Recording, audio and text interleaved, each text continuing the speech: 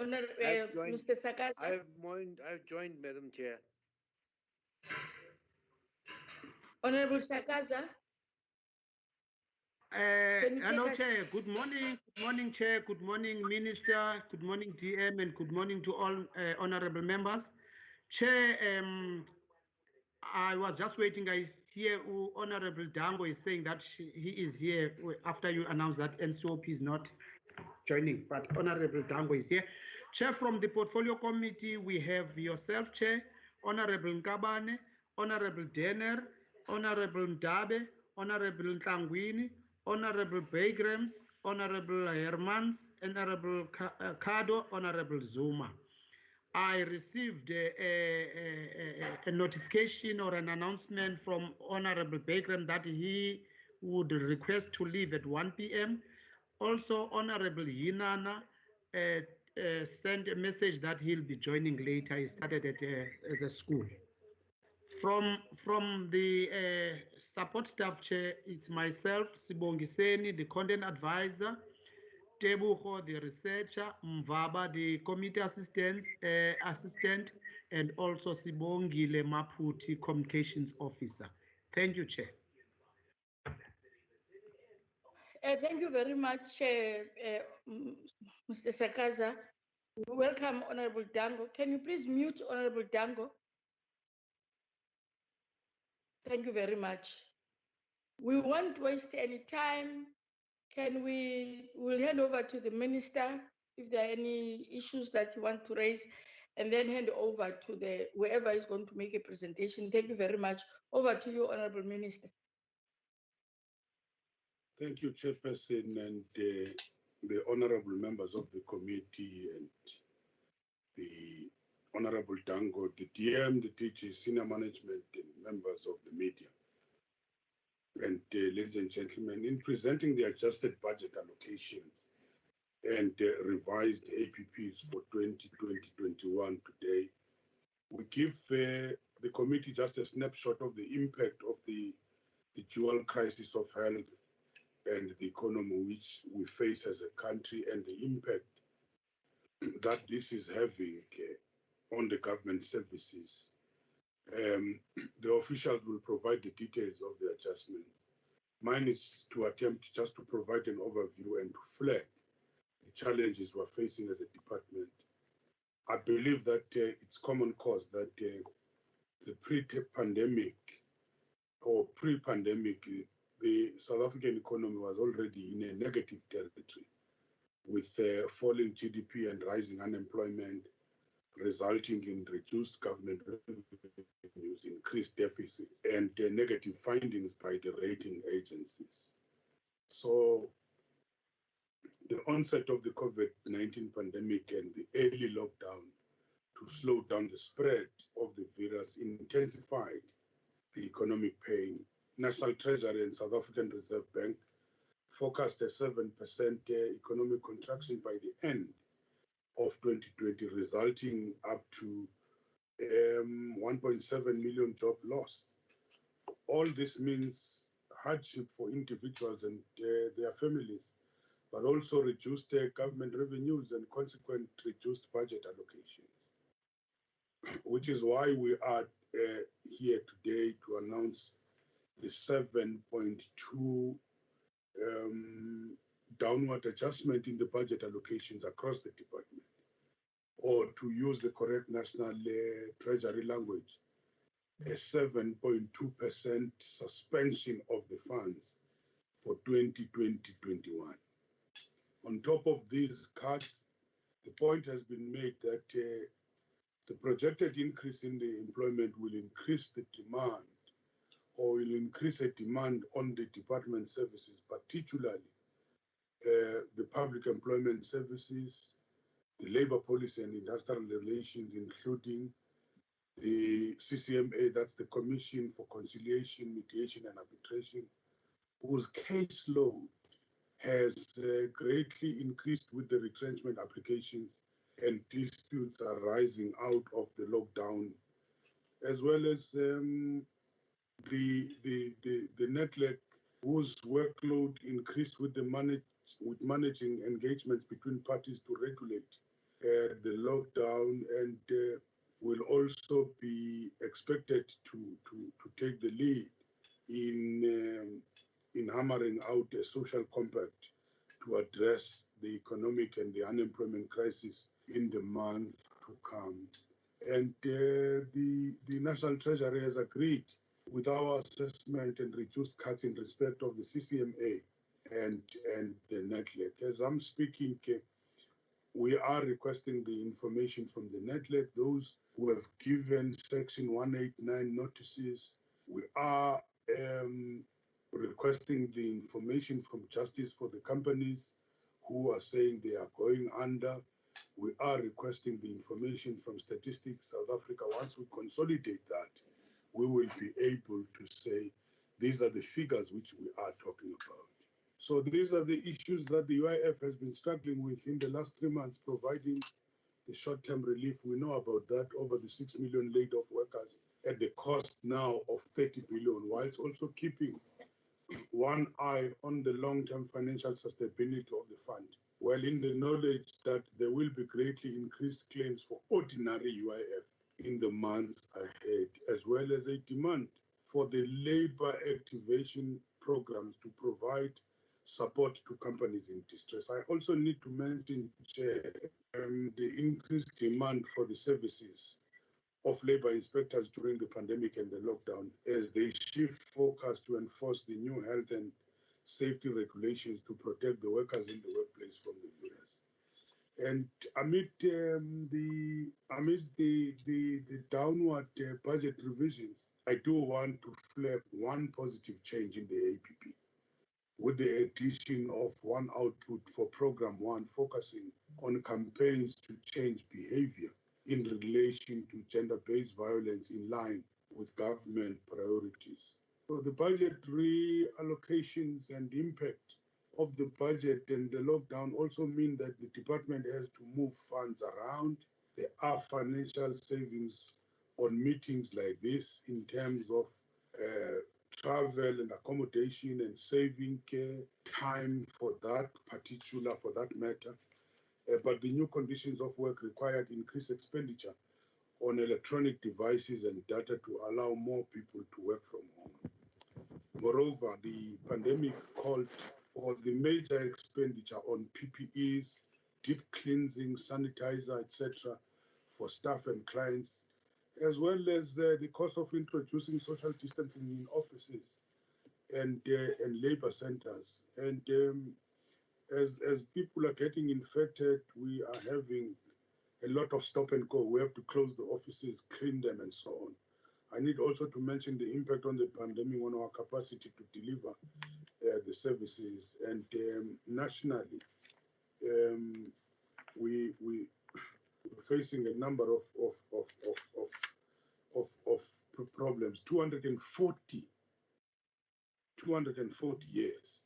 Members of the department were quarantined. 64 tested positive, and 2, in fact, it's not 2 now. If we're looking into even the entities, it's more than that. They have died. These figures need to be updated in terms of what is happening also in the entities on a daily basis. And also remember the knock-on effects of the outbreaks, as I've just said, as we have to close offices and labor centers for this deep cleansing, what I call the stop and go. And I believe that a crisis of the sort we are living with through in 2020 also provides an opportunity to review the way we have operated in the past and to work smarter with fewer resources in the future. Thank you very much, Chairperson. I can hand over to the teacher now.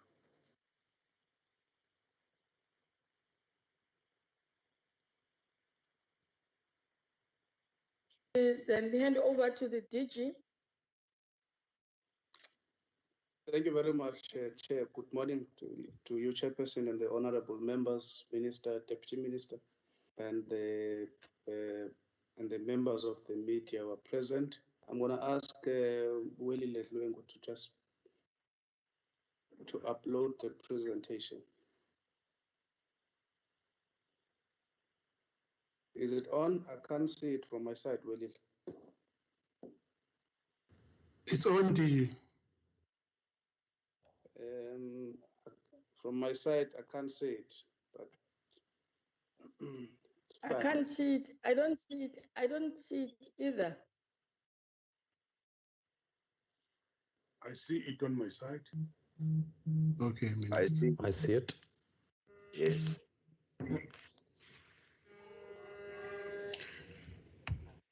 No, it's fine. I'll use my hard copy. With the assumption, Chairperson, that honourable members also have hard copies. If you allow me to do so. Yes, we will allow you to do that, DG, and request members to check on their, to look in on their hard copies.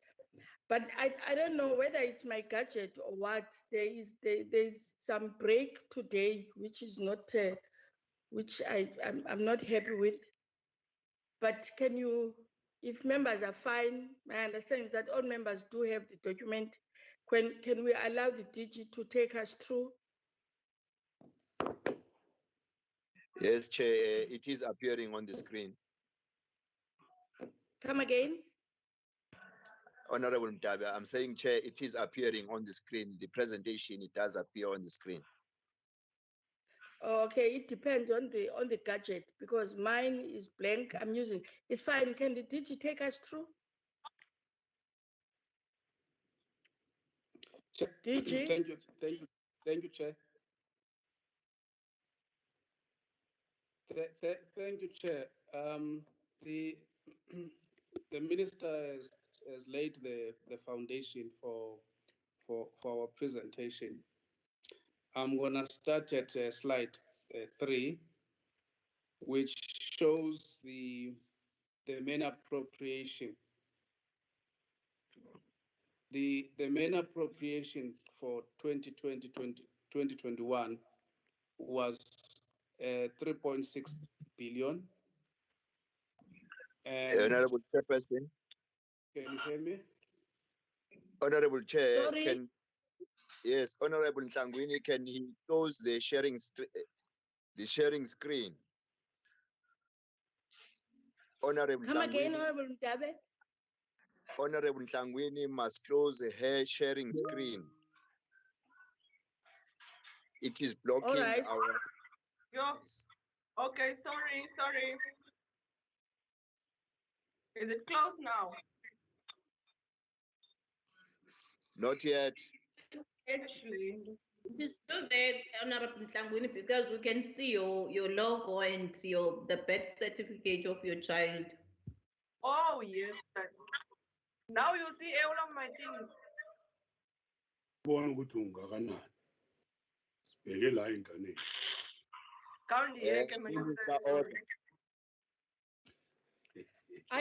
Have you corrected that, Honorable Ntangwini? Yeah, we're fine now. Okay. All right, DG. Thank you, Chairperson. The appropriation, the main appropriation for the department for 2020-21 was 3,637,749,000.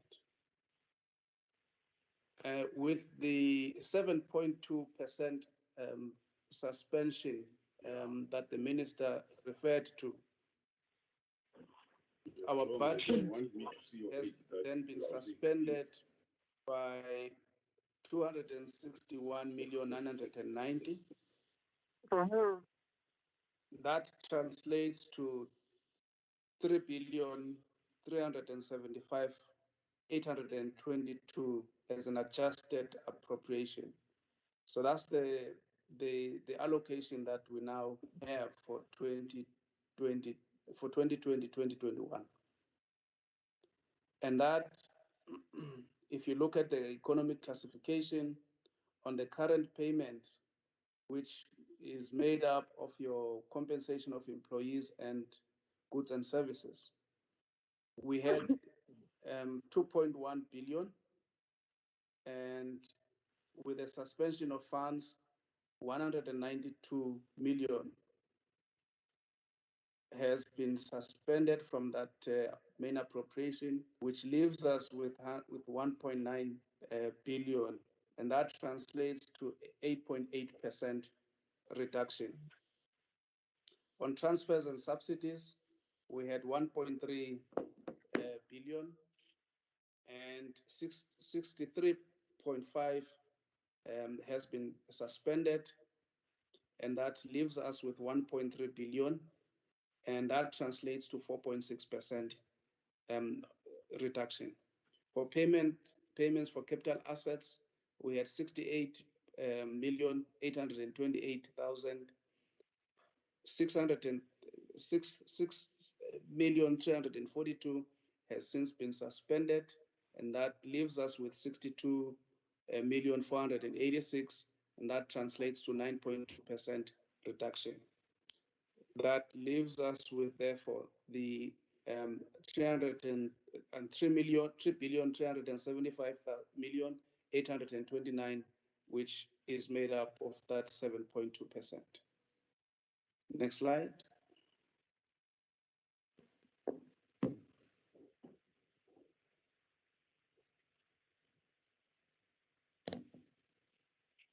If we look at the current payments, which is slide 5, on the compensation of employees, we had an allocation of just over 1.4 billion.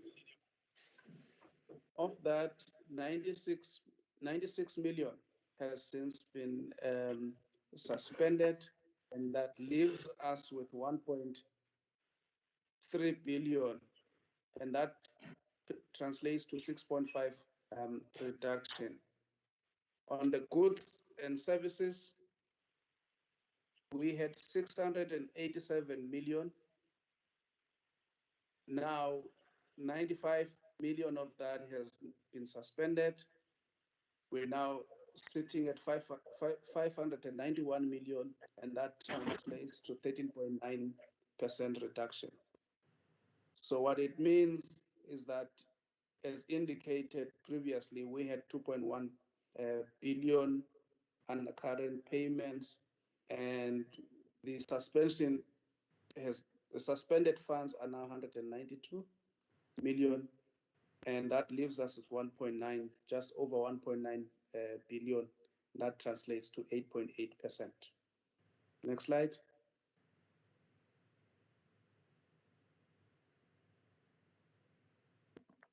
So if you go to programs,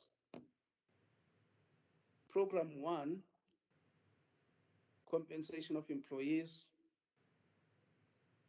they were allocated 1.4 billion, and of that, we indicated that, sorry, they were allocated 457 million, and 5 million has since been suspended, and that leaves administration with 452 million, and that translates to 1.1% reduction. For goods and services under administration, we had 508 million 274. 64,860,000 has now been suspended. We are now left with 443,414,000, and that translates to 12.8% reduction. Transfers and subsidies were left untouched. The capital assets, payments for capital assets, we had 45 million. Of that, 2,978,000 has been suspended. That leaves us with 42 million, and that translates to 6.6% reduction. So all in all, we're now sitting at 938,814,000, with 72,838,000 of that budget of 101 billion having been suspended. The next slide. Program 2, Inspection and Enforcement Services. They had a budget of 565 million for compensation of employees. The amount that is suspended is 40 million, and that leaves them with an adjustment appropriation of 524,842,000, and that translates to 7.2%. On goods and services, the inspection enforcement services had 94,266,000, of which 7,724,000 has since been suspended, and they're now left with 86,542,000, and that translates to 8.2% reduction. For transfers and subsidies, that budget was not touched. Payment for capital assets, also that budget was not touched. So initially the branch had 676,893,000, with suspended funds of 48,444,000. They now left with 628,449, and that translates to 7.2% reduction. Next slide. For program 3, which is public employment services, for compensation of employees, they had just over 350 million, and 40 million of that has been suspended. They are now left with 310,079,000, which translates to 11.4% reduction. For goods and services, they had 36 million.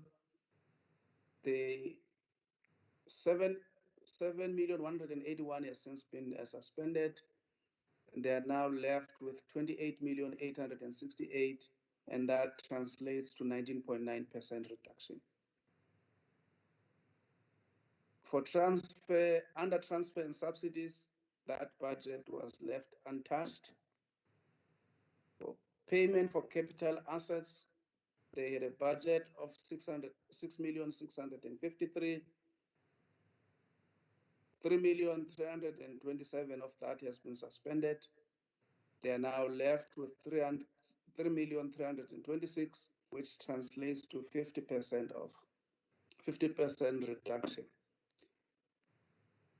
Therefore, from their initial budget of 643,467,000, 50 million has been suspended, and that leaves them now with 592,959,000, and that translates to 7.8% reduction.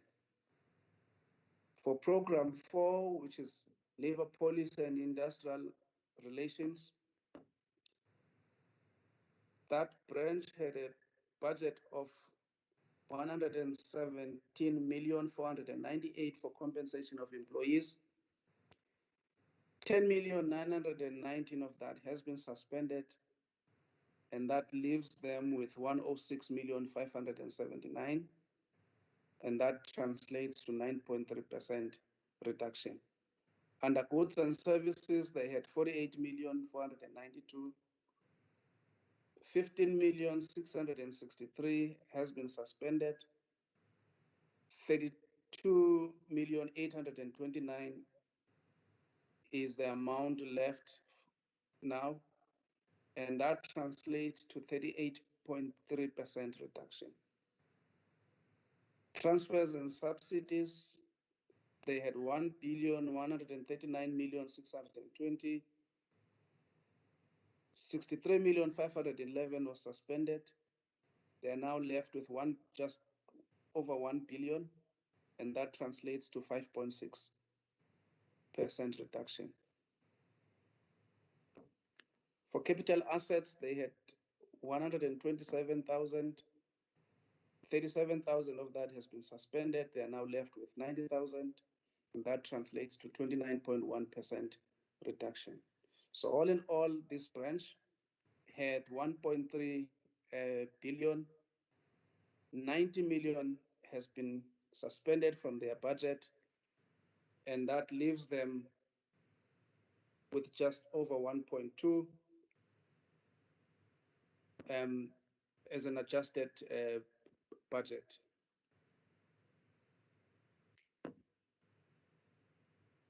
This branch is also is responsible for the CCMA and NEDLEC.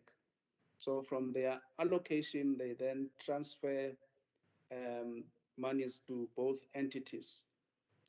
So the voted amount for, or the voted funds for CCMA were just over 1 billion.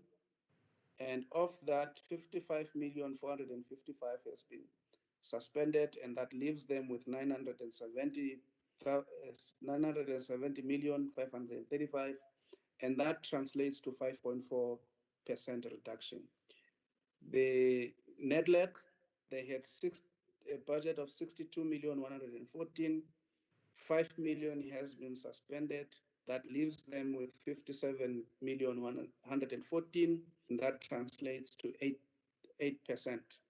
So in total, the two entities had a combined allocation of just over 1 billion, and 60,455,000 has been suspended, and that leaves the two entities with a combined budget of 1,027,649,000. That translates to a combined percentage of 5.6% reduction. So the implications for Program 1 in terms of the suspended funding, as the minister has indicated, the branch is not really going to feel that much pressure, and as a result, there's no need for them to adjust their APP downwards in terms of reducing their targets. Instead, the branch has added an indicator that the minister has already spoken about, which relates to the amendment of our departmental sexual harassment policy to take into account gender-based violence. So that's the departmental policy that we will amend, and so that we have a policy that encompasses gender-based violence. For Program 2, the proposed APP for 2020-2021 for Program 2 has been revised and takes into consideration aspects such as the time that has been lost from 1 April to 30 May 2020 with only OHS inspectors that were working during level 4 and 5 lockdown.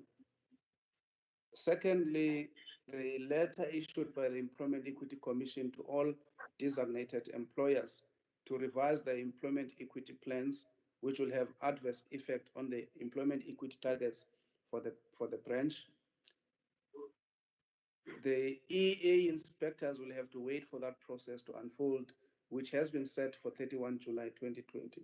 It was a necessary thing for Employment Equity Commission to take this step and inform the employers to revise their plans, because the inspectors rely heavily on these plans when they review the companies. They review their reports based on these plans. Also, the 7.2 budget reduction. However, I want to hasten to point out that the 7.2 budget reduction on the inspection and enforcement services will not have that much effect in this financial year. And the minister indicated that National Treasury decided to use the term suspension of funds, which means that these funds are there, they are suspended, and there's an intention to bring back the funds in the next financial year. However, if we don't get the funds in the next financial year, we will then feel that 7.2 reduction.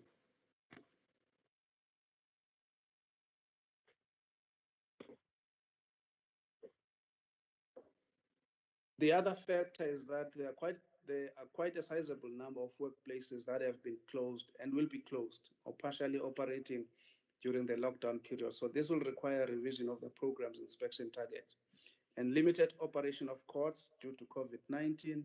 And these factors have necessitated the program to refocus its priorities in terms of 2020 and 2021 annual performance plan and associated budget. As a result of the above mentioned reasons, the program is proposing the following reduction in its targets for 2020-2021 in two indicators.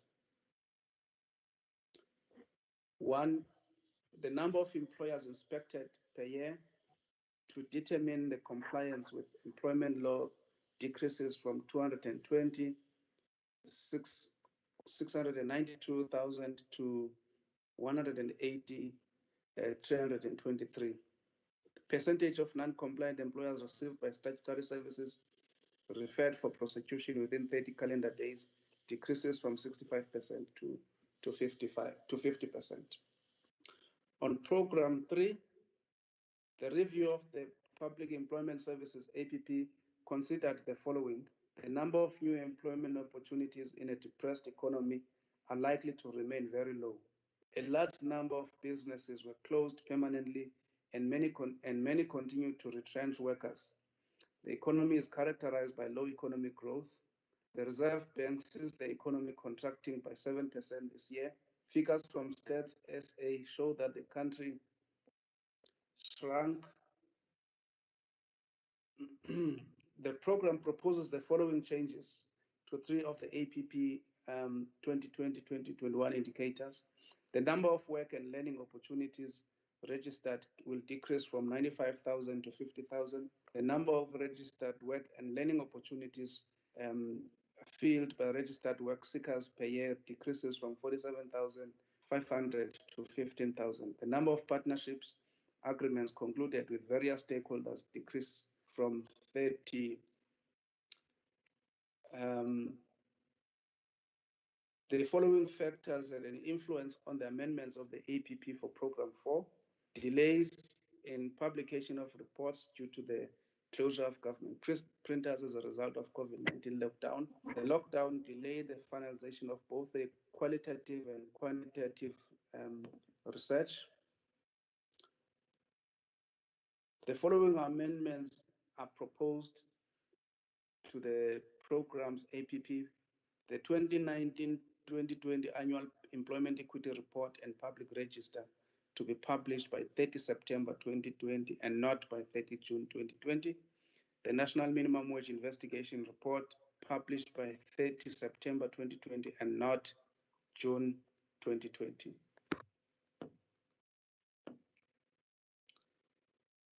We also have our supported employment enterprises. The achievement of the SEE APP for 2020-2021 is dependent on the following. Securing of additional funding from National Treasury to sustain the establishment. 2, securing a special dispensation from National Treasury in relation to the following. Procurement of raw material, sales to government departments, DEL and its entities to procure from SEE. So the SEE APP will have the following indicators. 25 additional persons with disabilities employed by the end of March 2021, 5% annual increase in sales revenue by end of March 2021, 3 MOUs entered into with key customers by the end of March 2021. If we look at the transversal factors, the budget cut will impact on the availability of airtime, data, and the procurement of devices for official working from home. And we use this platform that we on now a lot as a department, given the fact that we need to practice social distancing, and also with the number of our offices that are being closed as a result of infections, we find ourselves having to use virtual platforms a lot. The cut of 96 million in the compensation of employees will result in 214 vacant posts that the department will not be able to fill. And this post will impact predominantly on service delivery, inspection enforcement services, and public employment services. I did put this in context to say, for now, for the remainder of this financial year, we will not feel that pinch, but if the amount that has been suspended for the compensation of employees is not brought back into our budget, then this will have a serious impact on service delivery for the 2022 budget and our plans for the department. So, Chair, I'll leave it there.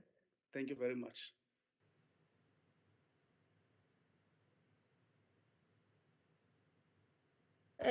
Honorable members, there is the presentation with the understanding that our focus is going to be on the adjustments. I will then, I'm raising this so that members understand that we're not starting from scratch.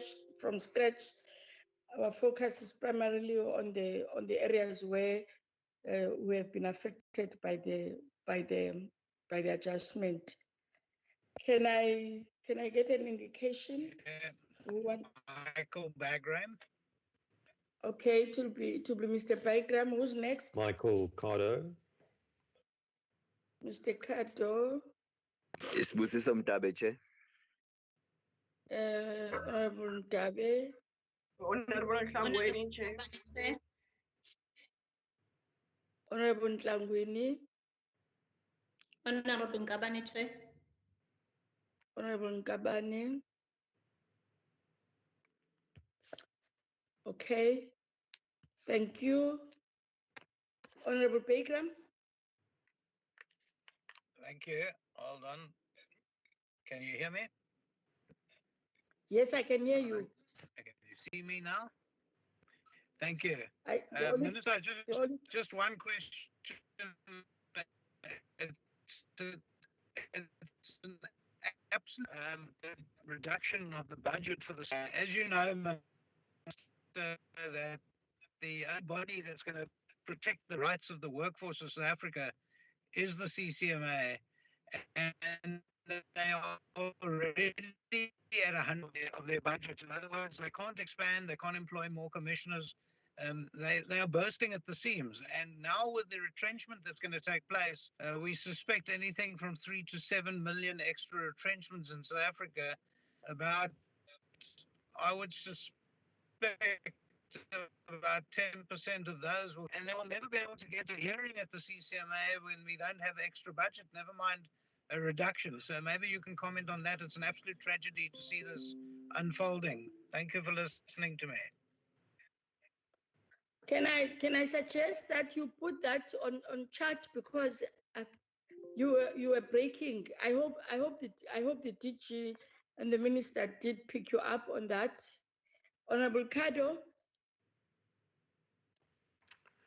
Thank you, Chair. I had two questions. The first is around the inconsistent reduction of compensation for employees across the programs. If you look at Program 1, Administration, the compensation of employees is going to be reduced by 1.1%, but under the other programs, for example, Program 2, Inspection and Enforcement Services, there's a 7.2% reduction. Under Program 3, Public Employment Services, there's a 9.3% reduction, and under Program 4, Labour Policy and Industrial Relations, there's also a 9% reduction. I wanted to know, why does Program 1 Administration come away relatively unscathed compared to the other programs? I know we've been going on for a long time as a portfolio committee about the importance of Program 2 and the need for labour inspectors, yet the compensation of employees there is going to be cut by 7%. And then secondly, on Program 3, there's a 50% reduction for the payment of capital assets. Now, that's the biggest reduction in percentage terms by far, and I just wondered whether the DG could explain to us exactly what that entails. under Program 3. Thank you, Chair. Thank you, Honorable Kado. Honorable Ndabe.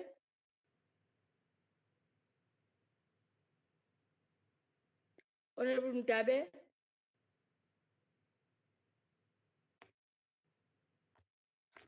Is Honorable Ndabe still around?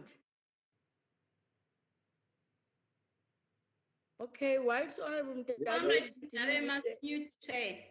He must mute his mic. I've muted. Can you hear me, Chair? I can hear you, Honorable Ndabe. Thank you very much, Chairperson. I'm covered on two aspects of the questions in relation to the CCMA, as well as Program 2 and 3, except on the issue of the inspectorate and enforcement, is that it seems as if the 500 new additional inspectors will be affected by the suspension of some funds.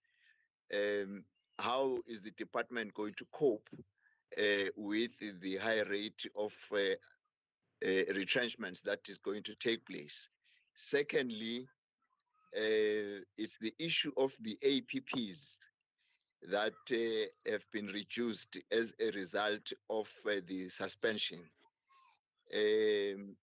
There was a number of about 40,000, I can't recall on which part of the program, that said they will reduce from 40,000 to 15,000. I think it was about the program 3. I can't recall very well.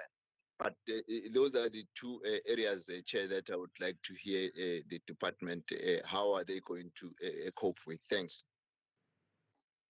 Okay, thank you, Honorable Ndabe. Honorable Ntlangwini. Thank you very much, Chair. Sorry, I won't be able to switch on my camera because I'm using a new device, so I'm actually still learning it. That's why earlier on I shared things that I shouldn't have shared. But nevertheless, Chair, I'm also covered on the CCMA matter on day reduction.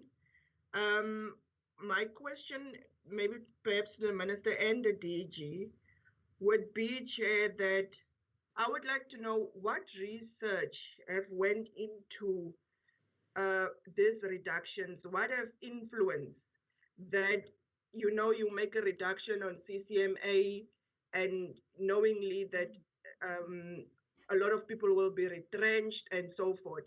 So what research have been done to sort of influence these reductions to say in which program can we cut, which program can we not cut? And then the second one, Chair, it's also on the compensation of employees in all of the programs. Is that vacant positions where the money will be cut from, or is it existing on your existing staffing component? And then how will that influence, since a lot of your staff will be now required to maybe perhaps work from home because they are perhaps having comorbidities and stuff like that. So how will that also influence your staffing and the stats thereof? Thank you very much. Thank you, Honorable Nkabane. No, thank you, Chairperson.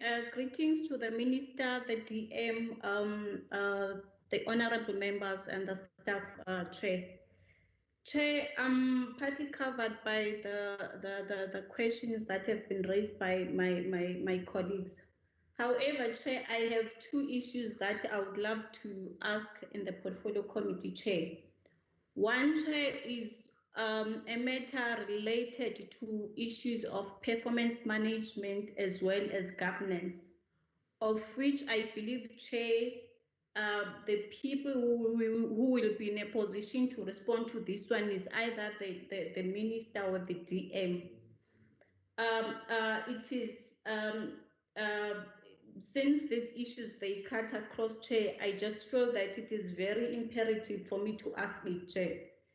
Noting, Chair, the revised APP and adjustment budget, Chair, I believe that it is going to have an impact on the performance contract of the DG chairperson.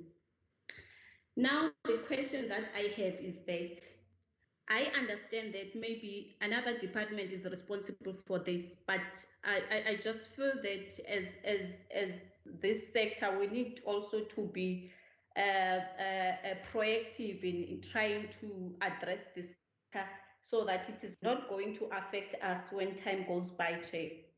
So my question is, has the process of amending the performance contract of the DG, which requires to be adjusted accordingly as per the revised APP and adjustment budget, commenced? And if not, then the responsible department, when is it going to start processing or attending to this issue of amending the contract of the DG to be in line with the revised APP and adjusted budget, Chair? I think that as well needs to be shared with us as the portfolio committee.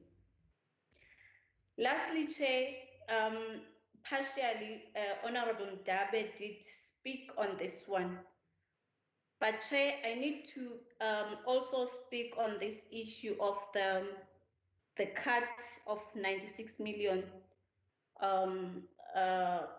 which resulted in 214 vacant posts not being able to be filled in this financial year, Chair. So my question, Chair, is I believe that the department, as per the report presented before the portfolio committee by the DGs, that most of the services that they render, they are going to be performed remotely. So what I want to check is that we are in the fourth industrial revolution, Chair, which as the government we are advancing, and we are saying the research is saying there is going to be a change in the world of work. So my question will be, is there any possibility for the department to explore the possibility of modernizing some of the services that they render? For instance, to ensure that the ICT unit fills the vacant positions that they have, as to ensure that we enhance and close the gaps where we are going to have a shortage of human capital, Chair. That's my question. Thank you.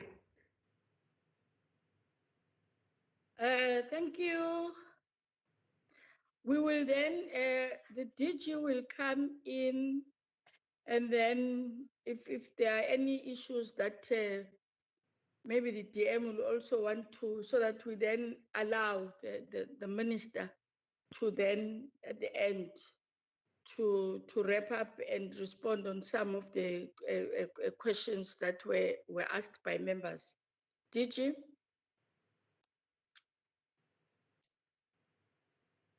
DG?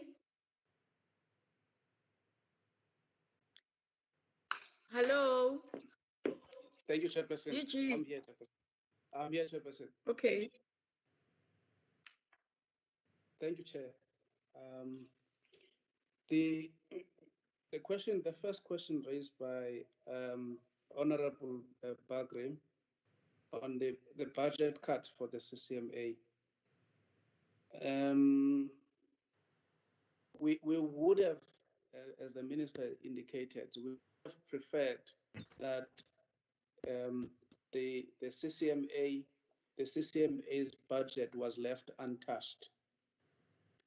In fact, as if you look at the budget and the proportion of the cuts across the organization, you will see that the CCMA got the least reductions, and that's how we have tried to cushion the CCMA so that it's not badly affected by the cuts.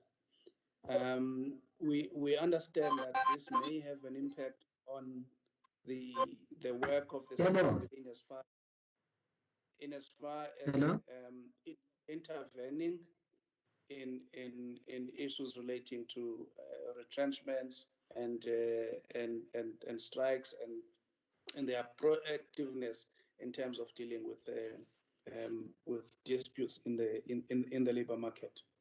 But for now, we always try to assist all our entities. So in an event that this entity experiences challenges and we are in a position to assist, that we'll definitely do so. We've been doing that all along. What we do is simply go to National Treasury and say we want to make a environment, and that's the process that we follow. So we'll keep, we'll watch how they spend their budget. If they run into trouble, we'll always there to assist. But there was no way that they could have been left untouched, unfortunately. The inconsistencies on the reduction, I'm going to ask the CFO Maduna to respond to that question, and also on the question that was by Honorable Tlangwini on the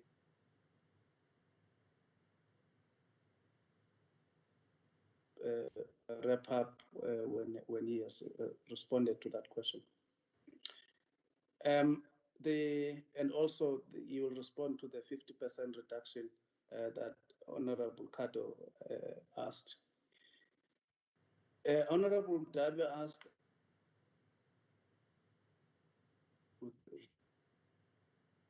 I think that question relates to the CCMA budget cuts. As I indicated, we will do whatever we can to make sure that we cope. We'll try and plan our work better. And as I indicated, if the entity is running into some trouble, we'll see how we can, as a department, assist, as we've always been doing over the years. On targets that have been reduced, I indicated when I started that it's not really necessary that a number of these targets that have been reduced are as a result of the budget cuts.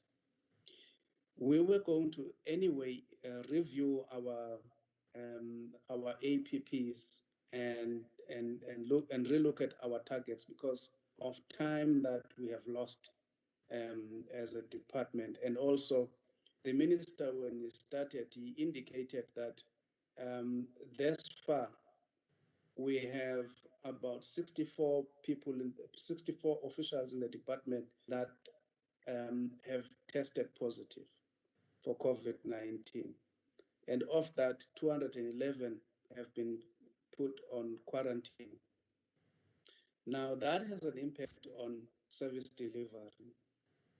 And a large number of these officials that have tested positive and they needed to be quarantined are client service officials. So these are the people who interface with clients on a daily basis. The first port of call in as far as dealing with clients is concerned. So that will have an impact.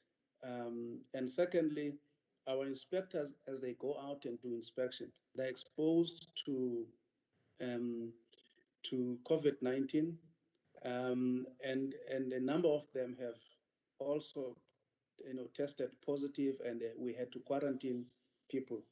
And now that with the quarantine people and closing office, you also lose time, and that impacts on your targets and your productivity levels. So that's the reality that we're faced with. The effects of the budget are going to be felt in the new financial year, only if we don't get the money back. Remember, when we presented with the minister, when the minister started, he said we must use the correct language.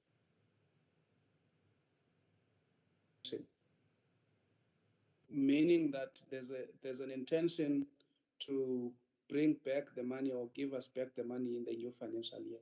So it's only then that we will really feel the pinch if we don't get the money.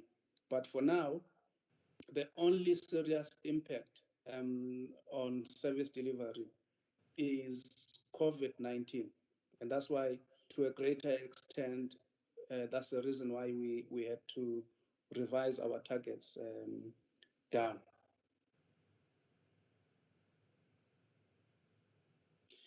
On the issue of vacant positions, these are the COE, the compensation of employees suspension relates to the vacancies that we have, and that's why we quantified the figure to be 214. That if we were to fill vacancies, we will not be able to fill 214 vacancies, but we can fill the rest of the vacancies that we have. Of course, given the fact that we practice social distancing, we have limited number of officials that are allowed to come to the offices. Now, even if we were to fill these vacancies, a number of these officials would have to work from home. What we're trying to promote is that those officials that are not interfacing with us and they can work productively from home, they have no reason to come to the office. They must work from home. So the less people we have in offices, especially those offices that are not directly working with clients, the less we have people coming to work, the better.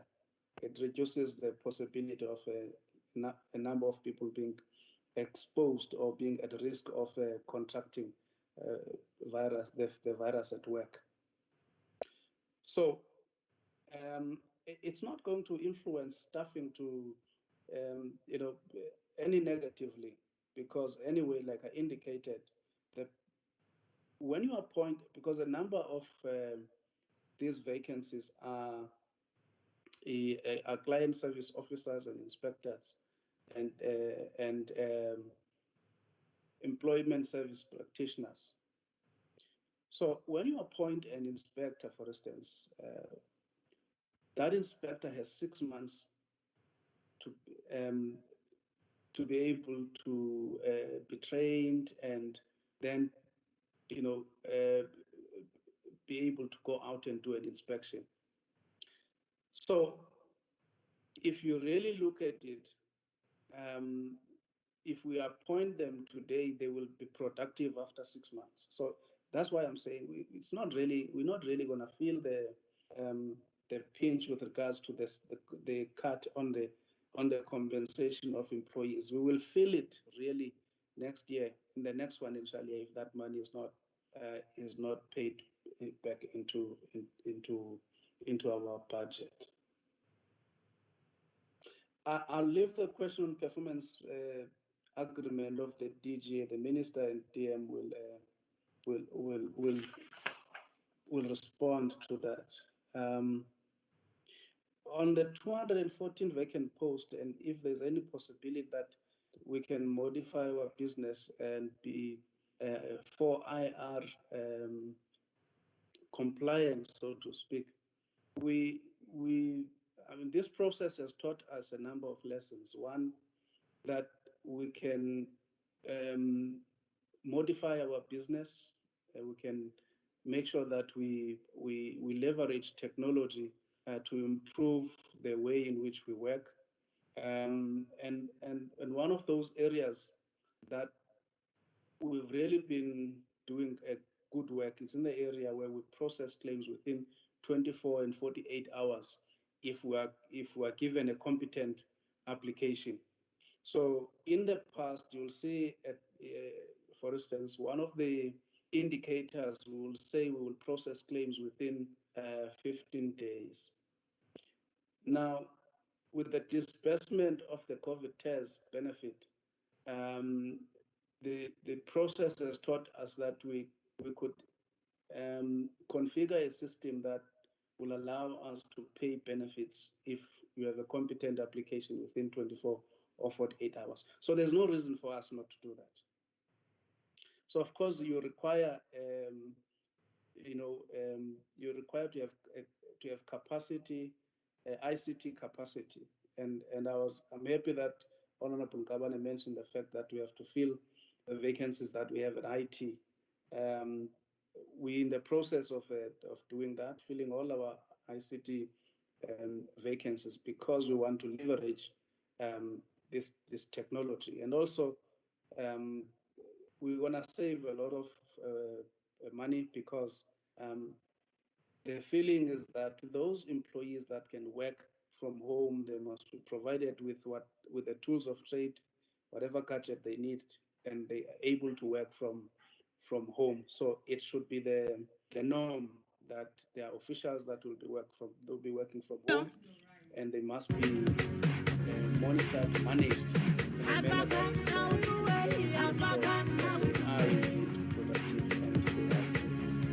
days and hours. So we are for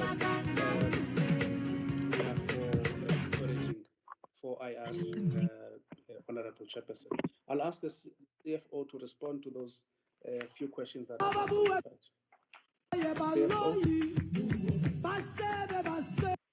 Honorable Chair, honorable members, Minister, Deputy Minister, good afternoon. The question on the research on the reduction or the rationale, I think can be best explained by the background on how this thing has unfolded.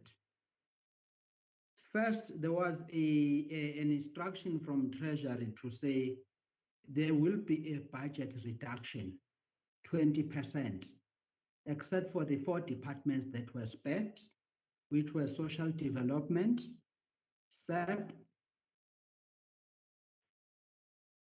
defense, and health. So all the other departments, except the ones that have been mentioned, were to cut their budget by 20%. We protested as a department to say 20%. That budget, most of that 20% for us is already contracted in the form of COE and transfers and subsidies. That's when, together with Treasury, the issue of the department having to put something on the table came in to say, we are not one of the 4 departments that have been spared. We need to put something on the table in terms of the reduction. So the percentage of 7.2% was worked out. That amount, I think the 20% is meant to cover the 150 billion out of the 500 billion that government requires. So it wasn't probably a rationale in terms of us going this way, but it was a matter of we shall put something on the table in terms of the budget reduction. In terms of the unevenness of the cut, 1.1% in administration, 7.2, 9.3, and 9% on our programs. It's a matter of what amount was available in the programs to then suspend. We didn't go in terms of cutting the actual ones, because most of the posts already, there are people that are already occupying those positions, and we have got contractual commitments on those. It was also further informed on the compensation of employees by our history in terms of surrendering cash, or surrendering money to the fiscals, that in the previous years, we have surrendered on average 110 million, but that was over the year. So this one, in terms of suspension, yes, is an advanced surrendering in a way, because we have been the surrendering of 96 million on COE. It's a matter of saying that, look, we realize that as a department, we take slow in, we are very slow in filling in the vacancies. As a result, Without the cut, we normally surrender the amount to the value of 110 million, and we have done that for the past 3 years at least. So that's where the 96 million came in to say, let's just look at the vacancies in various programs. How much amount is there as we speak? The one that we can probably put forward in terms of compensation forward. For us, in terms of we can put on the table for us to make the 7.2% budget cut. That also applies to the 50% reduction. The whole idea on government departments to put money on the table was them to suspend whatever projects they have because of COVID-19, because they were not going to be able to carry out those projects in any way. So it was a matter of this project we can suspend up until maybe at a later time when we can be able to undertake that project. That's basically the whole process on how it unfolded to where it is today, to where we are today in terms of the 7.2% cut. I think the history that I've outlined answers all the budgets in terms of the process that we've gone through. I'm not sure whether DG have left something out. No, you haven't. They just want to add, Chair and honourable members, to say that we tried our level best not to have any budget cuts. In fact, we wanted to be included as part of that 4 that was spared. And when it became clear that we needed to make the cuts, we needed to look at how much in the previous years we've been surrendering, and that amounted to just over 6.8%, 7%. So that's the amount that we said we'll be comfortable with if there's a need for National Treasury to cut or to suspend budget. So that was the rationale behind that, so that all our processes and programs are not adversely affected. I'll hand over to the Minister to respond to the questions. Thank you, Chair. DG, this is my meeting. I allocate. Sorry, Chair. Can you mute, please? Can I check before the Minister? Is there anything that the DM would like to say?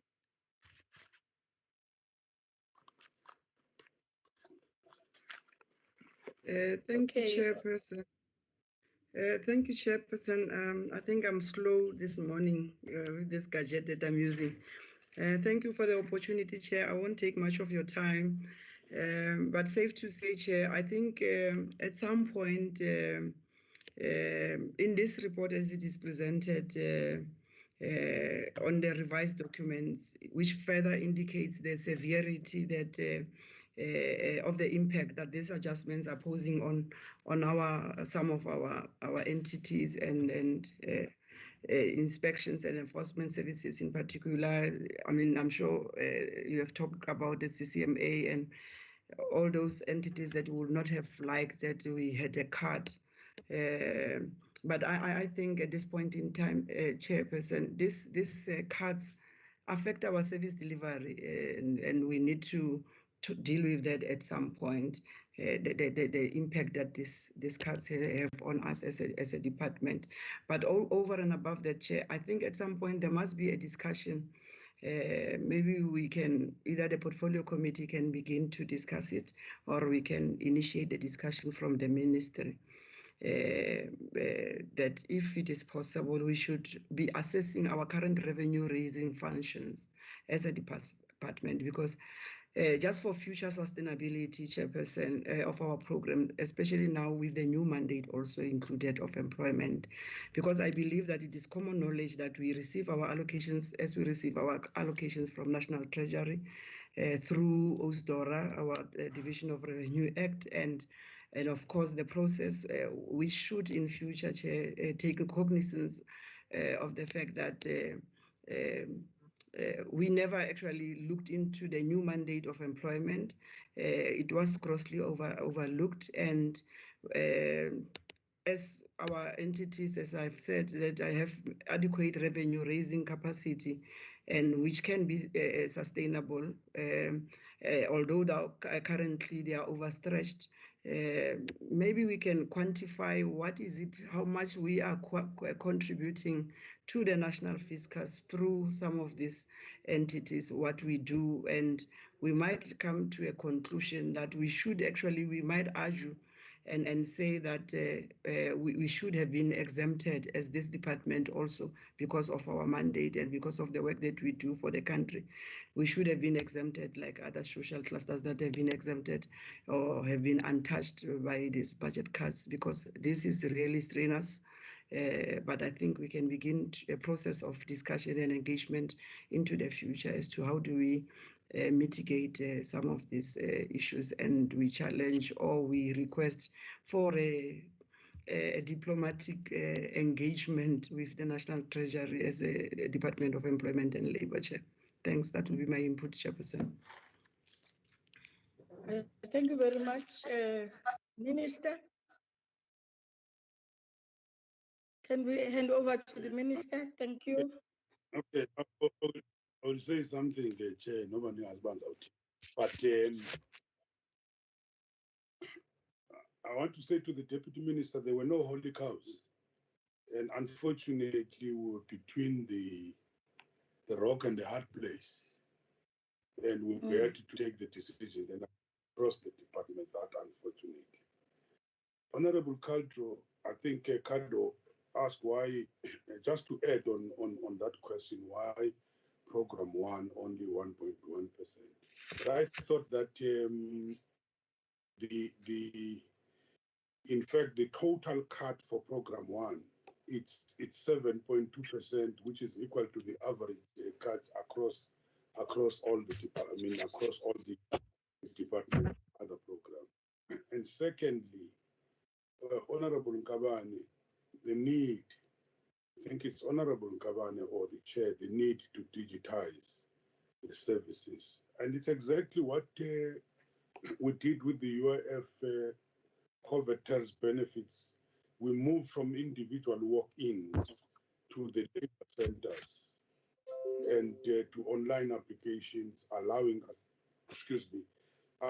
us the distribution of benefits tenfold and maintain the social distancing. But I think we know that there were weaknesses, and part of the problem is in some of the areas, the network, it's still a problem. People who do not have access to this, especially the poor people, the real masses. That was part of that's why they have not been able to have the access, and they are coming now. But I think given time, given the extension of this particular technology, we might be able to improve some of the services. Just adding to the DG, the DG's performance agreement, definitely this will be reviewed in the light of the changes in the APP and as part of the engagement between all the DGs, by the way, between the DGs and the executive authority. And on UIF and CF, we are keeping a close eye to ensure the sustainability of the funds, expecting the increased claims in the coming months. And there will be regular engagements and regular reports with the actuaries. That's what I can say, Chairperson, but this is a reality. We have had to cut somewhere, and we've had to adopt a balanced approach. We must just say, possibly we're lucky. When it was 20%, that was going to be also too much. Now it has gone to 7.5, which it's better than the 20% we had anticipated, because that was the announcement. Thank you, Chair. No, thank you very much, Minister, and the the DM and the DG and the CFO. I do think that we have always been saying we are in a new normal. Now we are really faced with the new normal. And I think the minister is correct in saying we'll have to a balanced approach. In all that, in the new normal, the unfortunate part is that is the working class that is going to really feel the brunt in a number of areas. And what makes me to, I don't want to say sleepless nights, what makes me to a bit panic, it's those that are going to be retrenched.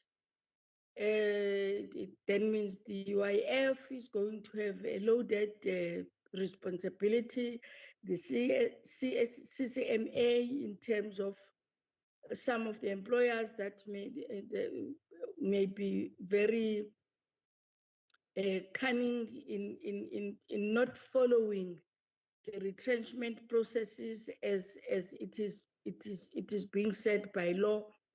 But in all that, what worries me most, Minister, what really worries me the most, it is the status of our trade unions.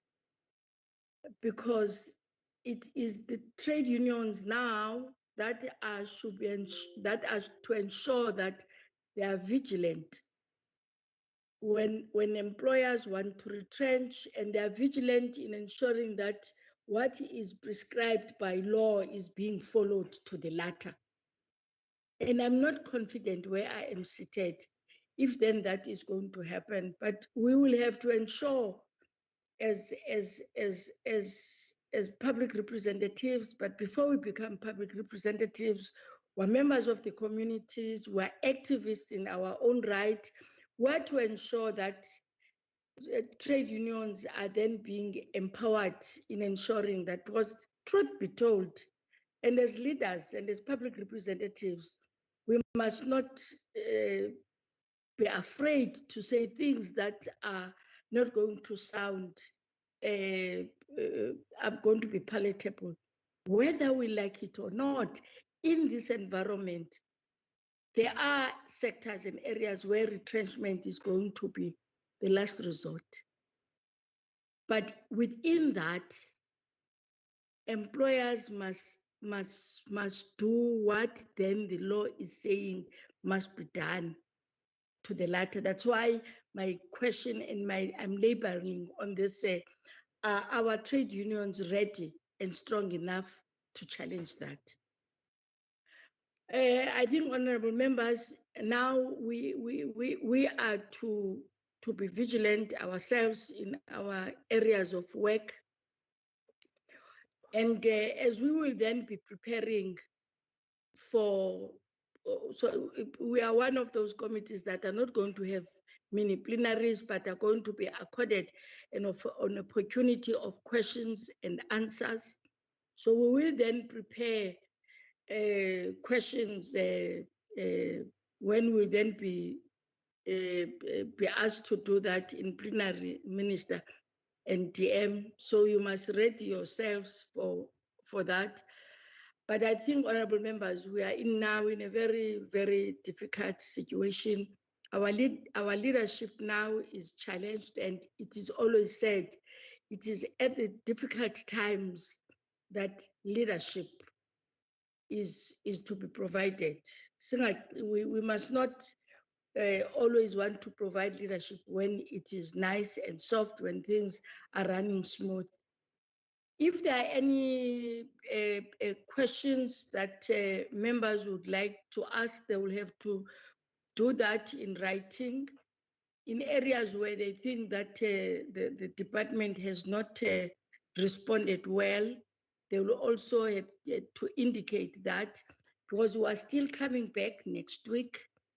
Next week, we will then be coming on the 15th, where we will then be adopting our report. Obviously, in between now and the 15th, I will humbly request members to submit whatever questions they would like more clarity on, so that on the 15th our day is not very difficult, but we'll have to adopt our report on the 15th so that we submit that on the 17th, because we won't be able to be in whatever process if we have not adopted our report and submit it.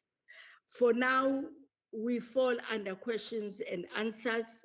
I don't know, I'm not in powers to be. If there are any changes, they will indicate, but we'll then have to prepare ourselves.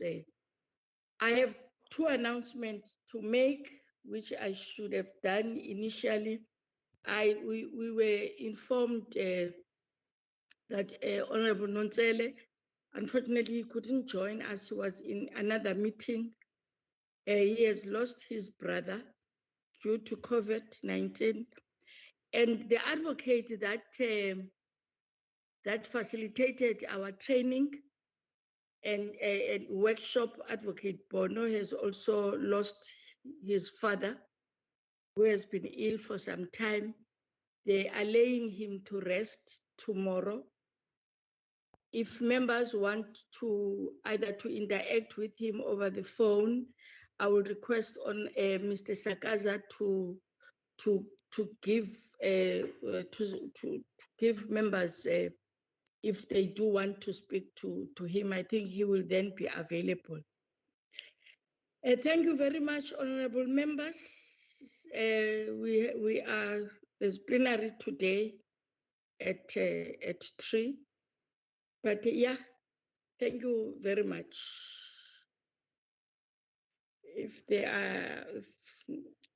I think we are fine for now.